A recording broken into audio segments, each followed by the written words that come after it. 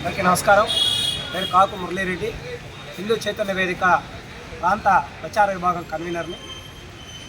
ఏదైతే ఈరోజు జరిగేటువంటి సంఘటనలు చూస్తూ ఉంటే మనం భారతదేశంలో ఉన్నామా లేకపోతే పాకిస్తాన్లోనో బంగ్లాదేశ్లో ఉన్నామా అనేటువంటి అనుమానం ఈరోజు వ్యక్తమవుతూ ఉంది.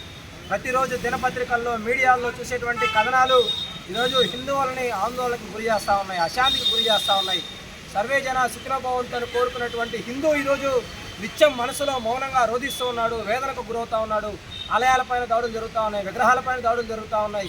కొన్ని వందల ఏళ్లుగా జరిగేటువంటి ఈరోజు వీరభద్ర స్వామి ఉత్సవాలు ఏదైతే రాయచోటిలో, ఉమ్మడి కడప జిల్లా, ఇప్పుడు ప్రస్తుత అన్నమయ్య జిల్లా రాయచోటిలో 1300 ఏళ్ల నాటి కాళికామాత సమేతం ఉన్నటువంటి వీరభద్ర స్వామి ఆలయంలో బ్రహ్మోత్సవాలు చేస్తారు.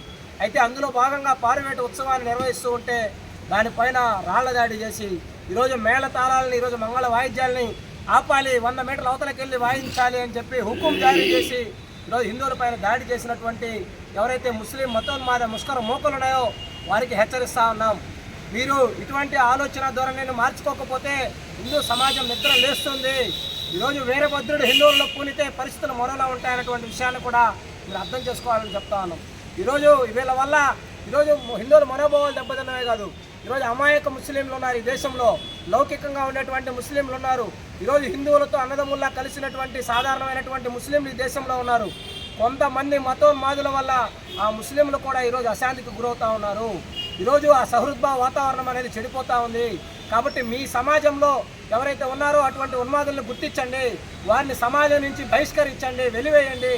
లేని పక్షంలో ఈ యొక్క రాచపుండులాగా ఇది సమాజం మొత్తానికి కూడా ఒక హానికరమైనటువంటి రోగంలాగా తయారవుతుంది.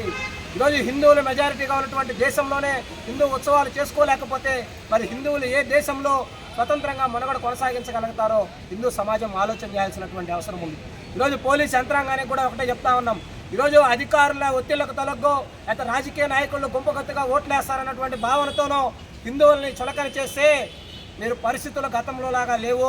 హిందువులు ఒక్కతాటిపైకి వచ్చి ఉన్నారు. హిందువుల ఘోష ఏంటో మీరు చవి చూస్తారని చెప్పి కూడా రాజకీయ నాయకులకు తెలియజేస్తా ఉన్నాం. ఈరోజు ఒక్క ఓటు ఎక్కువ వచ్చిన ప్రజాస్వామ్యంలో ఎమ్మెల్యేలుగా గుర్తిస్తున్నాం, అదేవిధంగా ముఖ్యమంత్రులుగా, ప్రధానమంత్రులుగా ఈరోజు ఒక్క ఓటు ఎక్కువ వచ్చినా గెలిపిస్తున్నాం. అంటే మెజారిటీలకు ప్రాధాన్యత ఇస్తూ ఉన్నాం. మరి ఈ దేశంలో 80% ఉన్నటువంటి హిందువుల యొక్క మనోభావాలకు, అభిప్రాయాలకు విలువ లేదా?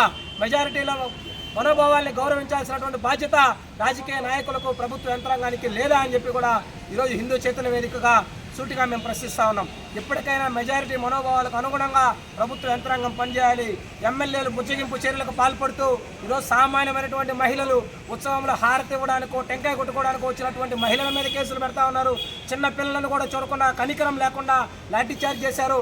కేవలం రిమాండ్లో పెట్టడం కోసం 7 సంవత్సరాలకు పైచిలుకు శిక్ష పడేటువంటి సెక్షన్లను నమోదు చేయడం కోసం అక్కడ ఎస్ఐ గారు లేనిపోని అసత్యమైనటువంటి అభియోగాలు చేసి హిందువులు మాపై దాడి చేశారు, పేక మీద కాలు పెట్టి తొక్కడానికి ప్రయత్నించారని అసత్యపు ఆరోపణలు చేస్తూ వివాదాన్ని మరింత జటిలంగా మార్చేటువంటి ప్రయత్నం చేస్తూ ఉన్నారు. వెంటనే ఇటువంటి దురుద్దేశాలతో కూడినటువంటి ఎస్ఐని వెంటనే సస్పెండ్ చేయాలి.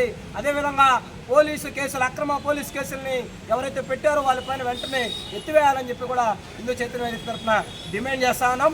కాని పక్షంలో భవిష్యత్తులో రాష్ట్ర వ్యాప్తంగా ఉన్నటువంటి హిందువులందరూ ఏకీకృతం చేసి హైందవ శంకారావంతో ఎవరైతే నిద్ర లేచిన ప్రతి హిందువు కూడా చెరువు రాయచోటికి పిలుపునిస్తాం, హిందూ బంధువులకు అండగా నిలబడతామని చెప్పి ఈ సందర్భంగా తెలియజేస్తా ఉన్నాం.